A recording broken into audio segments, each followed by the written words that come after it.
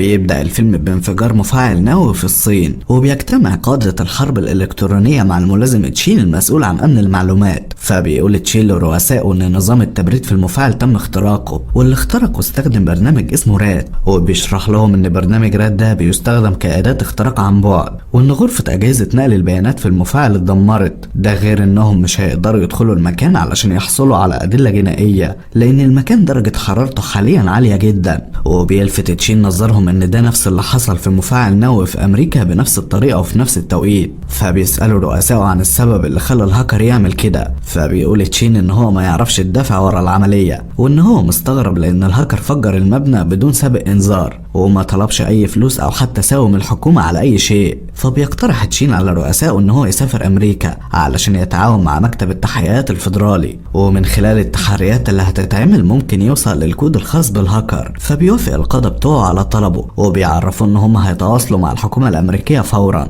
وبالليل تشين بيقابل أخته لين واللي بتشتغل مهندسة شبكات، وبيحكي تشين للين على اللي حصل، وبيطلب منها تسافر معاه على أمريكا لأن هو محتاج حد يساعده ويكون مصدر ثقة بالنسبة ليه. فبتوافق لين بدون تردد، وبيسافروا هما الاتنين على أمريكا. وفي نفس الوقت بيحصل اختراق في البورصة الأمريكية، وبيتم التحكم في أسهم حبوب الصويا اللي بتستخدم كعلف للبقر، وبيرتفع سعر السهم بشكل جنوني، وده طبعا بيعمل توتر ومشاكل كتير في البورصة. وفي الوقت ده بيوصل تشين ولين لأمريكا، وبيقابلوا المحقق هنري والمحققة كارول، وبيحضروا اجتماع في مكتب التحقيقات الفيدرالي، وبيعرفوا ان تم اختراق البورصة باستخدام برنامج رات، وان المبرمجين حاولوا يوصلوا لمكان الهاكر لكنهم فشلوا. فبعد الاجتماع ده تشين بيطلب من كارول وهنري انهم يخرجوا شخص اسمه نيكولاس من السجن. فبيتريق عليه هنري، وبيقول ان نيكولاس ده متهم في قضايا قرصنة الكترونية ومحكوم عليه ب15 سنة سجن. فبيفهموا تشين ان نيكولاس ده يبقى صديقه من ايام المدرسة، وان هو شخص عبقري في مجال البرمجة، وان هو الوحيد في العالم اللي هيقدر يساعدهم. وبيشرح له تشين ان الكود اللي موجود في برنامج رات اللي استخدمه الهاكر واخترق بيه البورصة ده اللي صنعه هو نيكولاس زمان لما كانوا بيدرسوا سوا في معهد التكنولوجيا في امريكا،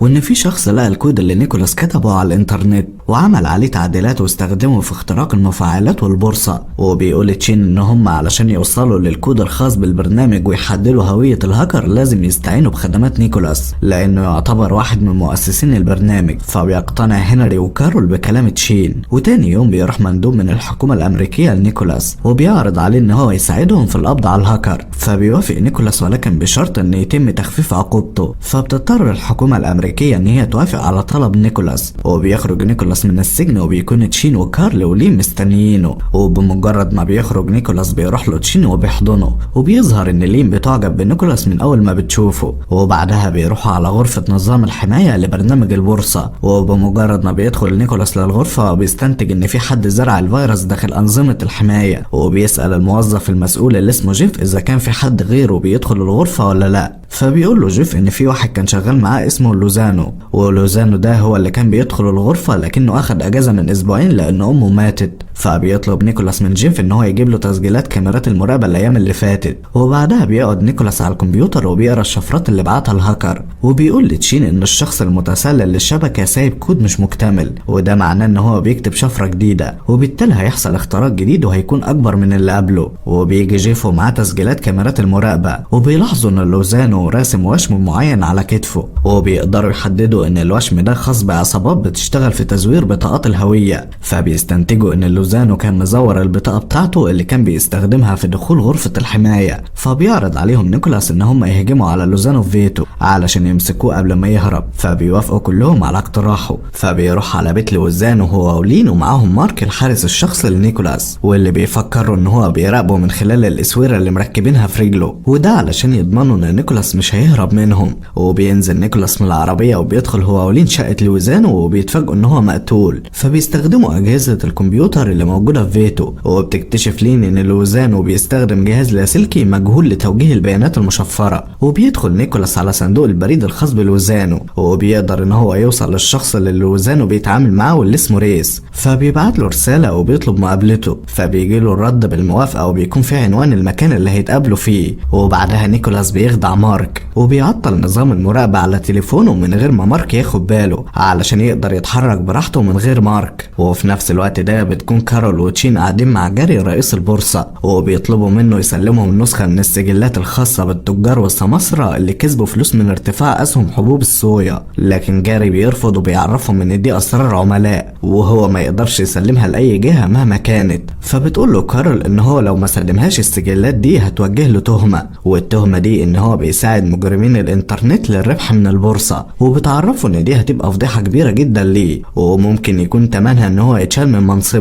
فبيقلق جاري من كلامها وبيوافق ان هو يديهم السجلات. وبالليل نيكولاس ولين بيبقوا في طريقهم لمقابلة ريس، وبتلاحظ لين ان نيكولاس بيبص على جسمها فبتفهم ان هو معجب بيها زي ما هي معجبة بيه، وخصوصا ان هو بقاله فترة كبيرة في السجن وما شافش الستات بقاله كتير. وبعدها بيوصلوا للمكان اللي هيقابلوا ريس فيه واللي بيكون عبارة عن مطعم كوري، وبيقعد نيكولاس ولين وبيتكلموا سوا وبيبدأوا يقربوا من بعض وبيفضلوا قاعدين مستنيين ريس لكنه ما بيجيش. وبيلاحظ نيكولاس ان في كاميرا موجهة عليهم، فبيدخل نيكولاس غرفة كاميرات المراقبة اللي في المطعم وبيفهم هنا ان ريس كشف هويتهم، فبيدخل على السيستم وبيقدر يخترقه وبيبعت رسالة لريس وبيعرف ان اسم ريس ده يبقى اسم مستعار للهاكر، فبيحاول يتعقب الاي بي الخاص بالهاكر لكنه بيفشل. والاي بي ده هو عنوان الجهاز اللي بيستخدمه الهاكر، فبيتعصب نيكولاس وبيعطل السيستم وبيخرج من غرفة الكاميرات، لكنه بيلاقي 3 اشخاص بيهجموا عليه وبيكونوا عاوزين يقتلوه، وبتدور بينهم معركة شرسة جدا وبيقدر نيكولاس ان هو يتغلب عليهم وبياخد لين وبيهربوا. وبيكون تشين مع كارول وبيراجعوا سجلات البورصة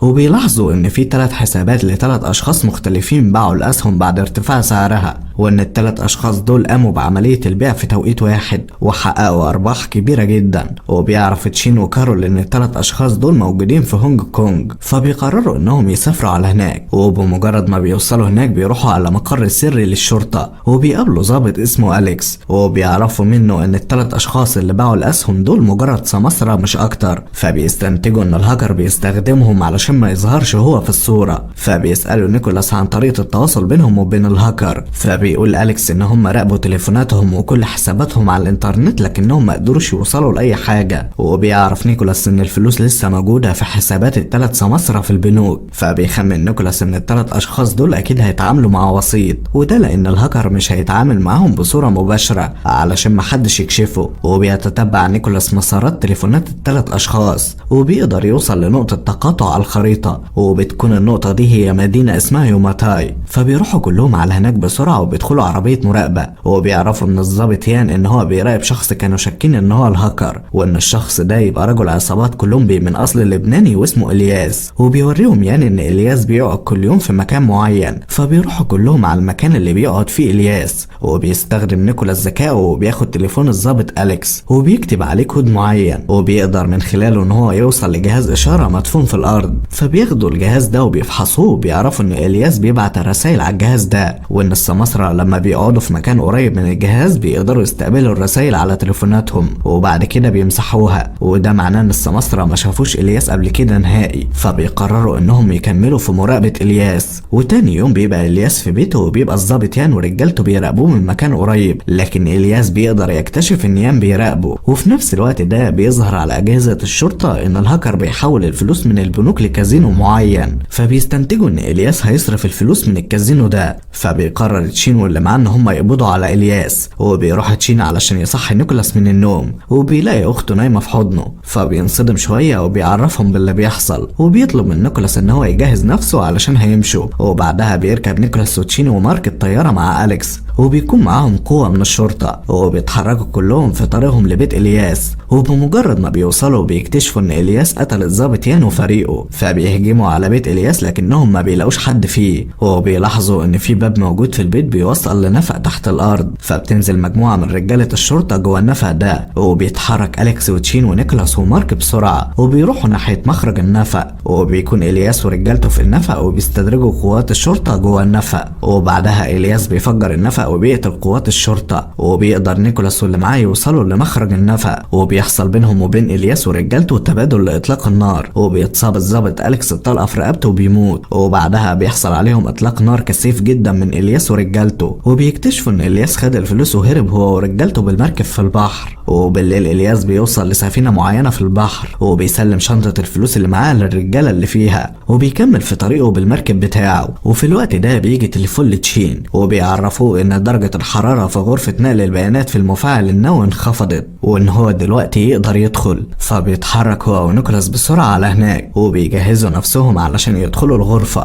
ويجيبوا منها القرص اللي متخزن عليه بيانات المفاعل. وبتفهمهم الدكتورة ان ما ينفعش يقعدوا في الغرفة اكتر من 8 دقايق لان هما مش هيقدروا يستحملوا درجة الحرارة بتاع المكان. فبيدخل تشين ونيكولاس للغرفة وبيوصلوا لمكان الخوادم، وبينجح نيكولاس ان هو ياخد القرص الصلب وبيخرج هو وتشين من الغرفة. وبعدها بيسحب نيكولاس كل البيانات اللي موجودة على القرص وبيتجمعوا كلهم علشان يحللوا البيانات دي ويوصلوا للكود اللي الهاكر استخدمه في اختراق نظام الحماية. لكنهم بيفشلوا لان القرص بيكون عليه فيروسات خبيثة دمرت كل البيانات اللي موجودة فيه. فبيتكلم نيكولاس مع كارول وبيقول لها ان هو لما كان بيخترق اي حاجة كان بيمسح وراه كل البيانات علشان محدش يعرف يوصل له، لكن لما اتقبض عليه اتفاجئ ان الحكومة قدرت ترجع كل البيانات اللي هو كان مسحها. فبتقول له كارول ان وكالة الامن القومي الامريكي عندها نظام اسمه الارملة السوداء، وبتشرح له ان نظام الارملة السوداء هو اللي بيرجع كل البيانات. فبيطلب منها نيكولاس ان هو يستخدم البرنامج ده في استرجاع بيانات القرص الصلب،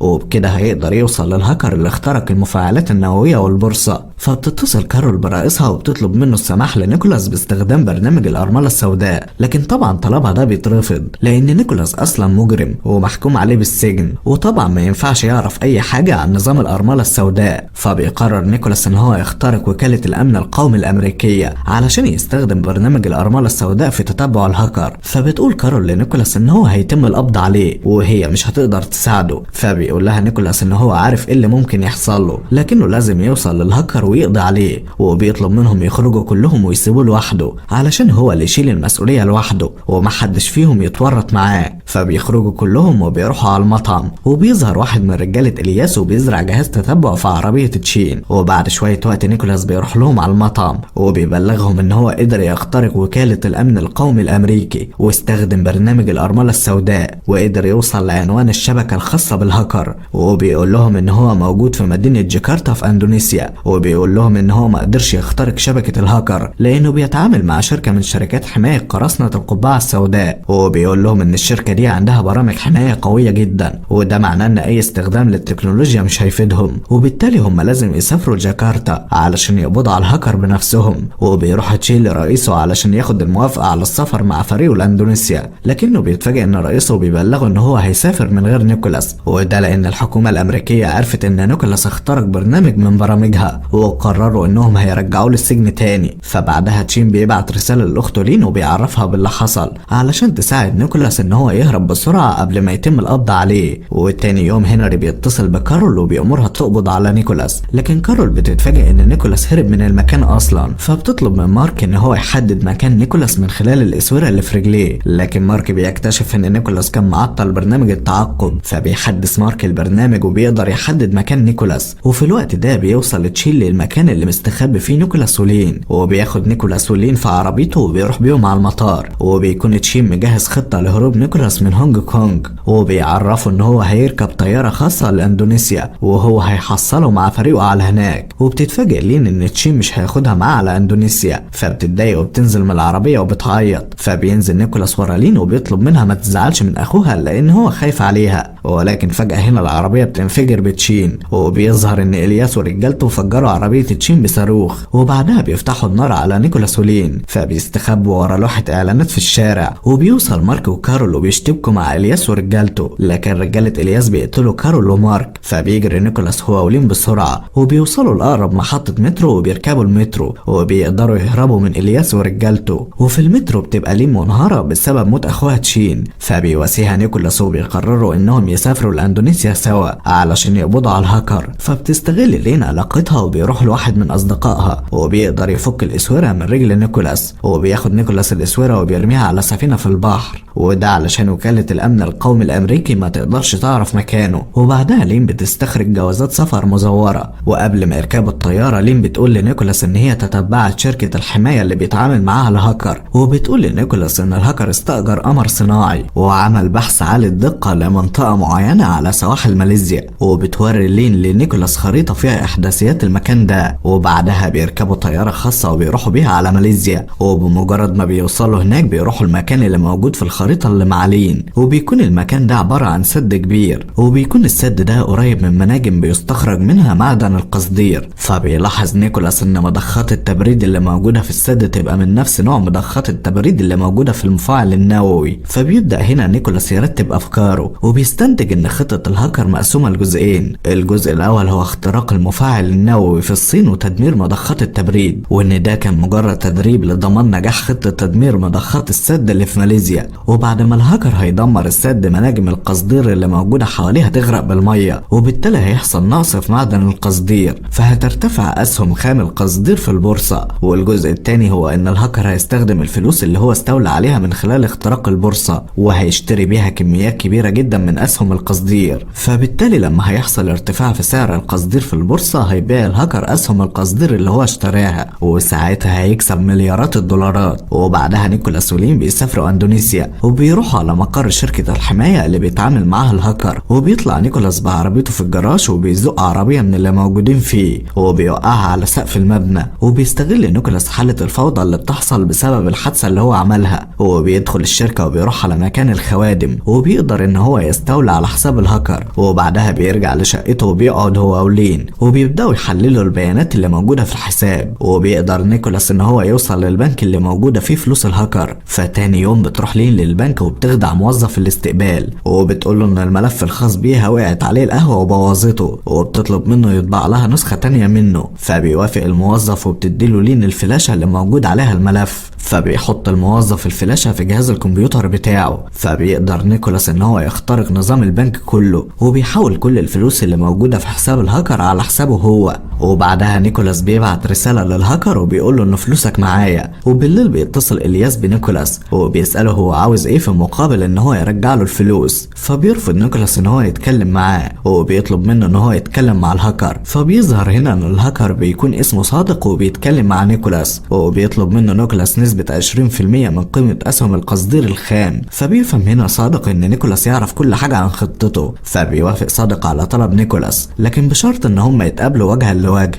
فبيوافق نيكولاس ان هو يقابله وبيعرفه بالمكان اللي هيتقابلوا فيه، وبيكون ميعاد المقابله بالليل اثناء الاحتفالات اللي بتتعمل في المدينه. وبيوصل نيكولاس لمكان المقابله، وبيشوف الياس ورجالته هم منتشرين في المكان. فبيمشي نيكولاس ورا الياس وبيقرب منه، وبيكون على وشك ان هو يطعنه بالسكينه، لكن الياس بيتحرك اسرع من نيكولاس وبيصوب عليه المسدس، وبيأمره ان هو يرفع ايديه علشان يفتشه. لكن نيكولاس بيخدع الياس وبيطلع سكينته بسرعه وبيطعنه وبيقتله. وبياخد نيكولاس مسدس الياس وبيصوبه على صادق. فرجالة الياس بيضربوا نار على نيكولاس، وبيدخل نيكولاس في تبادل اطلاق نار معاهم، وبيقدر ان هو يخلص عليهم. وبيتصاب نيكولاس اثناء اطلاق النار. فبيستغل صادق الفرصة وبيطلع سكينته، وبيجي من ورا نيكولاس وبيطعنه بالسكينة في رقبته. لكن نيكولاس بيتفادى الطعنة وبيضرب صادق وبياخد منه السكينة، وبيطعنه طعنات كتيرة جدا لحد ما بيموت وبيقع على الارض. وبعدها بتيجي لين وبتاخد نيكولاس وبتروح بيه على العربية، وهناك بيكون معاها ادوية ومعدات طبية وبتعالج بيها اصابة نيكولاس. وتاني يوم بيروح نيكولاس ولين على المطار، وبيسحب نيكولاس فلوس من حسابه اللي هو حول عليه فلوس صادق. وبعدها بياخد لين وبيتحركوا ناحية الطيارة اللي هيركبوها، وبيخلص الفيلم.